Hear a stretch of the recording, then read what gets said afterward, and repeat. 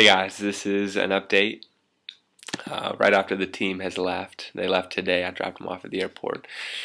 So it's called So Much. So much to catch you guys up on. The team just left today after 2 weeks of adventures. I never thought that it would be possible to have so much unity in a team. Every step of the way there was so much respect and care that we had for one another. It was really a joy to be able to see how Jesus was able to move so powerfully among us, not only in our own hearts, but also in the lives of those around us. Let me share a few of the highlights. One of my favorite parts was staying with our friend Cheapy. He is a pastor and also runs a child development center in a village about 45 minutes outside of Lilongwe. Not only that, he has also planted 13 other centers as well.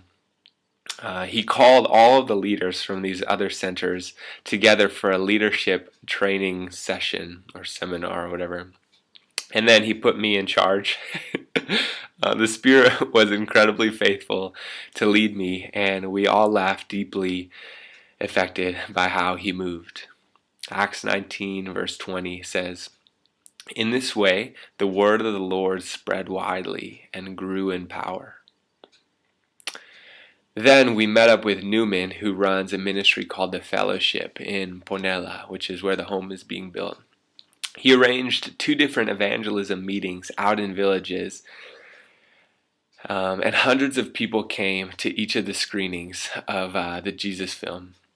Megan, Maggie, and Brian, the other people in the team who came with me for these last 2 weeks, they were able to share, and Jesus was all over it.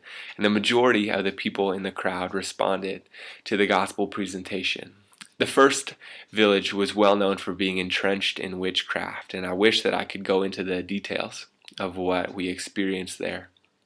I'm just so incredibly thankful that Jesus is the light, and that light has the power to overcome darkness.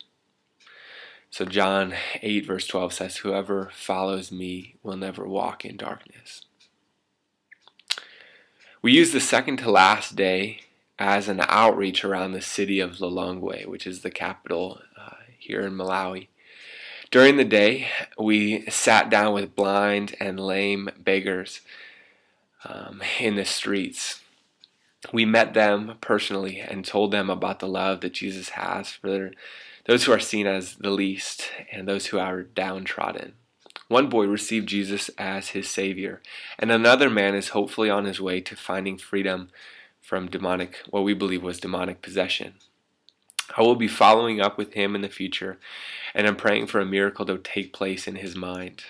He went mad about 6 years ago, but would come in and out of being able to talk very plainly with us. Again, I wish I could go into the details of this crazy encounter and how God led us to this man. Proverbs 20 verse 24 says, "A man directs his steps." That's a different one. "A man's steps are directed by the Lord. How then can anyone understand his own way?" If you guys would, just please be praying over the training that I will be attending all day tomorrow. It is the very first trauma counseling that has ever taken place in Malawi. We are hoping to meet a few potential counselors here for our home. And the man who organized it is allowing me to make an announcement. And I'm believing that it will lead to some huge answers to prayer. Also be praying over the construction of the home. We believe that the home should be completed by September, but we are having a number of delays and issues that are coming up, which is to be expected in one of the poorest countries in the world. The wood for the roof is being held up in the northern forest reserves, and we're not sure when exactly they'll be able to make it to the land. We're having a hard time finding a truck that's able to bring the wood down to the land. So I'll just leave you guys with a quote.